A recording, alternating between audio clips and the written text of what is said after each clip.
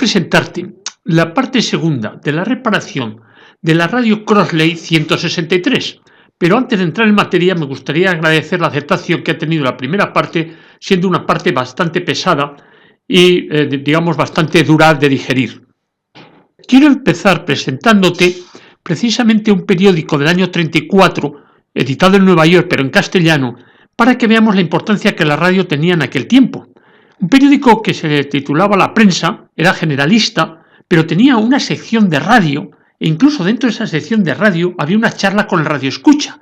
Y ahí le comenta o dice que ha salido una nueva rectificadora, que es la que nosotros tenemos, la 12Z3. Una curiosidad que quiero que conozcas para ver la importancia que en el año 34 tenía la radio dentro de toda la sociedad de aquel tiempo.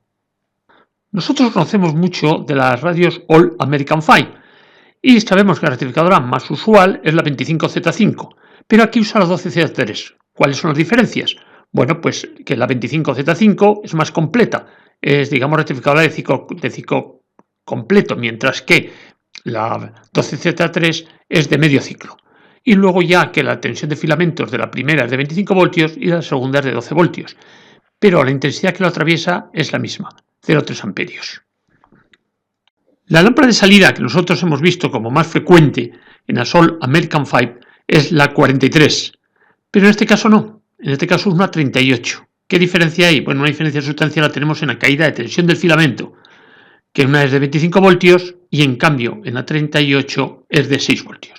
Entonces vemos cómo hay una gran diferencia de caída de tensión de filamentos, tanto en la 12Z3 con respecto a la 25Z5, como en este caso la 38 respecto a la 43, siempre digamos en contra, es decir, ahora son caídas de tensión menores en filamento. ¿Qué nos implica eso? Mayor resistencia de absorción. ¿Qué nos implica eso? Más calor disipado en esa resistencia. Es decir, una dificultad técnica que la vamos a tener que superar porque, como ya vimos, la resistencia de absorción, y como luego veremos, está estropeada. Y ya por último, una diferencia también sustancial respecto a las All American 5 tradicionales es la detectora. La detectora yo daba por hecho que iba a ser la 77, porque incluso en el esquema que yo voy a usar como básico he usado una 77, pero en la realidad tiene una 36. Diferencias entre 77 y 36 a nivel de filamento ninguna, a nivel de la estructura general de lo que es la lámpara sí. La 36 carece de supresora, o sea, ese electrodo digamos que va más o menos a masa que constituye la supresora, la 36 no lo tiene. Hecho un repaso de las lámparas, voy a ver qué resistencia de absorción necesito yo para las lámparas que tiene mi radio. Como te comenté, no tenemos conducción en lo que es la resistencia de absorción. Y eso es una gran faena. Una gran faena. Y ahora lo que voy a intentar con las debidas precauciones es desoldarla, desmontarla y ver si soy capaz de arreglarla.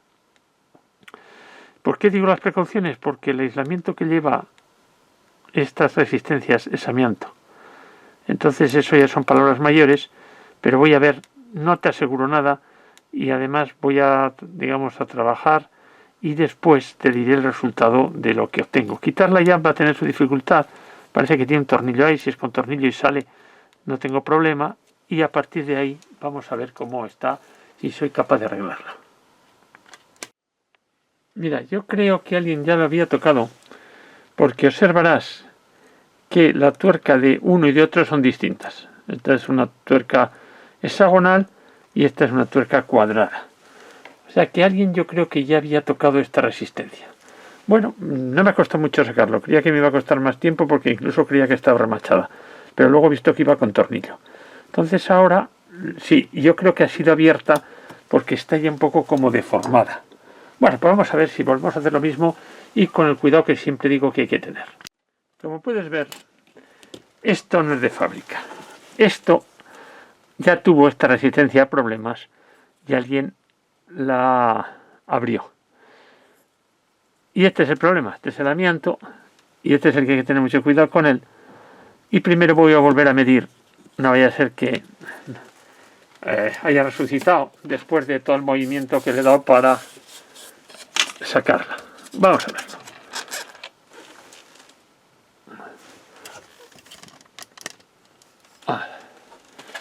Ponemos el ómetro. no ha habido tal resurrección, esto va bien, ahí lo puedes ver como hay continuidad, pero en este tramo no la hay. Luego tenemos el fallo entre este y este. Voy a ver qué puedo hacer. Mira, abrirlo es casi imposible. Entonces vamos a ver.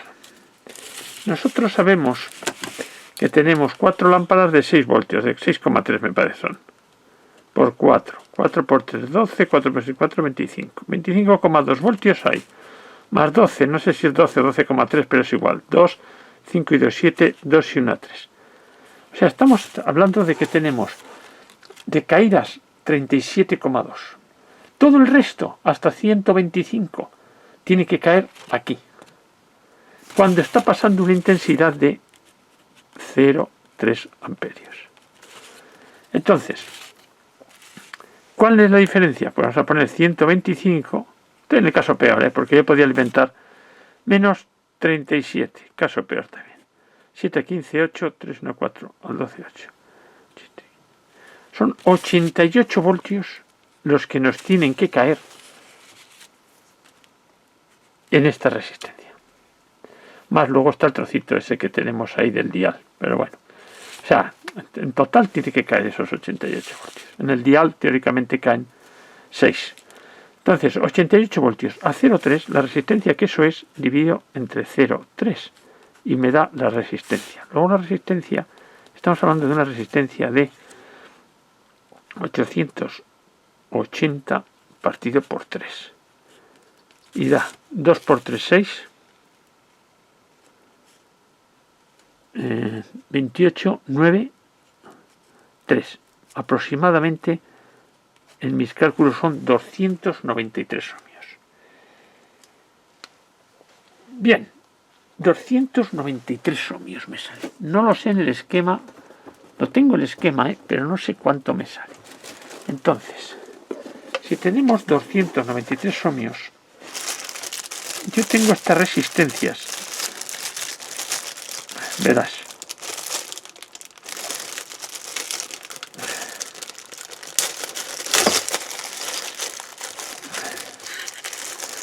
No sé cómo estarán de potencia, pero no deben estar mal. Mira, estas. Y teóricamente 100 más 175, 275. Entonces lo que estoy pensando es, si me cupiese poner esto aquí, esto va a ser un horno desde luego, porque no sé si me va a caber. O sea, ponerla ahí y justo aquí, porque aquí lógicamente me tienen que caer 6 voltios, que eso son 6 dividido por 0,3, son 60, dividido entre 3 son 20 ohmios. Fíjate, tendría 275 de aquí, más 20 de aquí, estaría en 295. O sea que si todo estoy muy bien. El único problema que ahora tengo es cómo ubico yo esto ahí. Porque claro, también quiero aprovechar eso. ¿Entiendes? Quiero aprovechar eso. También podría cortarla. O buscar otra. O sea, una de 20 ohmios y que tuviese ahí muchos vatios. Eso también estaría bien. Quizás sí, eso sí me aliviaría despacio. ¿Me entiendes lo que quiero hacer? Aliviar despacio. Claro, ten en cuenta que es muy plana, la otra. Mira, ¿ves esto? Esto no quedaría mal, 275 ohmios ahí. Más luego le metía yo 20, porque con 20 ohmios por, exacto, 20 por una intensidad de 0,3, 6 voltios. Casi voy a usar eso. Voy a olvidarme de esto que me ocupa mucho y voy a quizá polarizar, hacerlo lo que estás viendo. Estas las pongo en serie,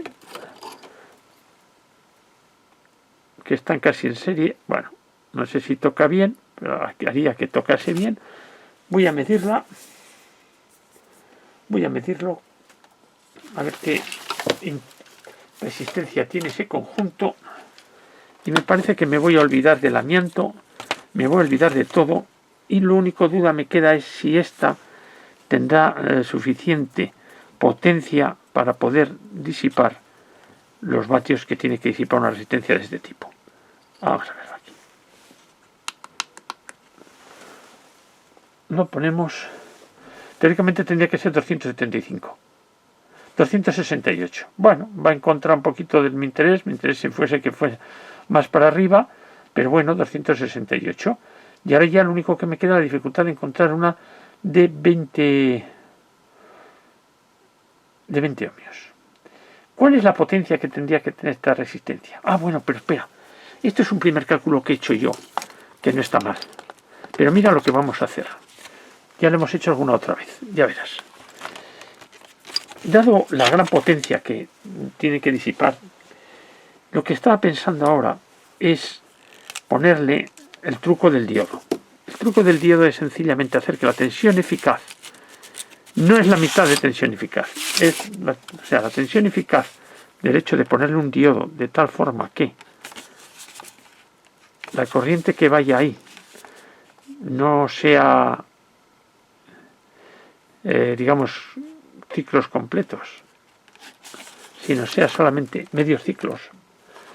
Esto me da una corriente positiva pulsante cuyo valor eficaz de esta no es la mitad que esta. El valor, lo he dicho muchas veces, el valor eficaz de la nueva sería el valor eficaz de la antigua. Vamos a ponerle nueva, partido por la raíz de 2, que es 1,41. Valor eficaz de esta que le voy a meter 125. Entonces lo parto por 1,41 y a ver qué me sale este cociente. Creo que anda por los 60 y tantos. Fíjate, claro, ya la tensión cae mucho. O sea, en vez de estar hablando de 125, hablaremos de este cociente. Si no me he equivocado, el cociente de dividir 125 entre la raíz de 2, 1,41, me sale aproximadamente 88 voltios. Claro, 88, si ahora le resto yo 37, esto ya se empieza a poner mejor, ¿eh? ¿Por qué? Porque 88 menos 37, 781, nos quedamos en 51 voltios que tiene que caer. O sea, la caída, hay una gran diferencia. Hay una gran diferencia entre lo que antes teníamos, fíjate qué casualidad, era 88 voltios. Para 88 voltios necesitamos una resistencia de 293, pero para 51 voltios, vamos a ver cuánto necesitamos. Si he hecho bien la operación, 510 es justo 170 por 3, o sea, justo 170 ohmios. Fíjate qué diferencia. Y además mira que es muy lleno. Mira qué bueno. Yo aquí en un tramo, pasa que tengo que ponerla entera, o encontrar otra, que fíjate que la resistencia que ahora me sale son 170 ohmios. Sería este tramo, más o menos. 170 ohmios. Ya estoy bajando. Y por supuesto, fíjate lo que estoy bajando, la potencia. La potencia, ten en cuenta que es I cuadrado R. O sea, sube por I, que es I cuadrado R. Si nosotros la intensidad es 0,3, estamos hablando de 9 por 10 elevado a la menos 2. Y la resistencia estamos hablando de 170. O lo que es lo mismo que 9 por 7, 9 por 7 es 63, 15.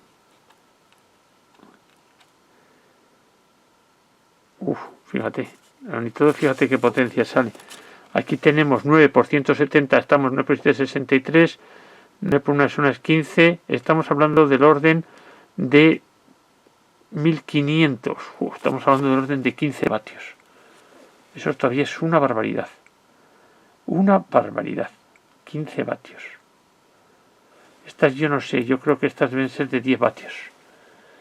Fíjate qué barbaridad tenemos ahí todavía de tensión y de potencia. Mirad, de acuerdo al cálculo que luego te mostraré, o no sé si te lo mostraré antes, la resistencia que yo necesito para alimentar con diodo, ahí ves el diodo, es de unos 150 ohmios. Entonces, fíjate qué curioso, esta tiene 100 entre esto y esto. Y en cambio, siendo esto más pequeño, es decir, pareciendo que aquí tenía que haber menos resistencia, no, aquí hay 175. Entonces, ¿qué he hecho? He dejado a la de 100 igual, pero en cambio a la de 175 le he puesto en paralelo otra de 75. De tal forma que yo creo que esta de 175 más esta de 75 será capaz de disipar la potencia que se van aquí, en estos 50 ohmios que hay. Con lo cual, la suma total de todo esto vas a ver que es unos 150. Ponemos el aparato de medida. Mira, 154 ohmios. Perfecto. Es la resistencia que más o menos yo necesito, pero vuelvo a insistir. ¿Por qué? Porque le pongo el diodo. Entonces, yo creo que esto me cabe y va a ser una de las primeras cosas que voy a hacer. Y alguien me podría decir, ¿y qué pasa con el piloto? El piloto que va aquí. Pues con el piloto lo que he hecho es ponerle una bobilla.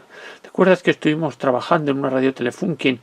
Yo creo que era en Beleso, buscarle una necesaria para hacer que el ojo mágico tuviese más corriente. Bueno, estaba buscando bombillas pequeñas en formato E10, pues entonces compré otra que era de 125 voltios y 20 miliamperios. La luz que va a dar es poco, pero la voy a poner directa, con lo cual ya me quito el problema. Bueno, ahora le he pegado un meneo a esto. Me quito el problema que iba asociado a esta resistencia.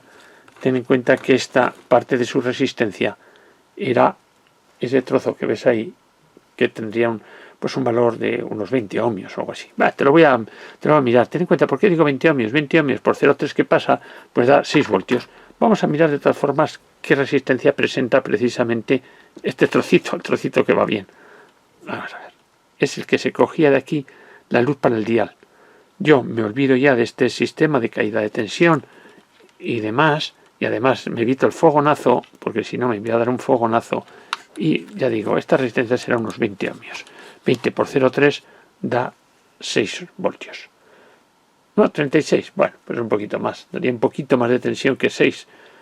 Bueno, pues nada, ni 36 ni nada. Yo directo 130 voltios y ya tengo subsanado ese problema. Bien, pues ahora solamente me queda intentar colocar esto de tal forma que me quepa bien ahí y no me haga ningún chandrío. Mira, antes hemos tirado de cálculo y ahora vamos a tirar de hoja de cálculo. Bien, pues hemos visto que la suma de tensiones que caen en las lámparas es 37,8 voltios.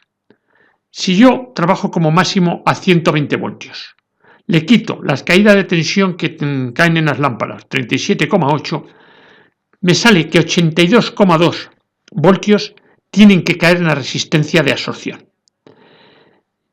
Esta radio, he dicho que trabajaba a 120, ¿no? Vale. Pero sabemos nosotros que la intensidad que lo recorre las lámparas es de 0,3. Entonces, si tiene que caer 82,2 voltios cuando pasa una intensidad de 0,3, significa que esa resistencia tiene que ser de 274 ohmios, como es la que figura en el esquema. Pero es que la potencia necesaria para esa resistencia pasando 0,3 amperios es 24 vatios. Claro, esto es una estufa más casi que una resistencia de absorción. Entonces viene muy bien hacer lo del diodo. Y lo del diodo es que el voltaje eficaz poniendo un diodo ya no son 120, sino son 120 partido por la raíz de 2, que es 1,41. Ese cociente da 85 voltios. Y ya los números ya nos empiezan a cambiar. ¿Por qué?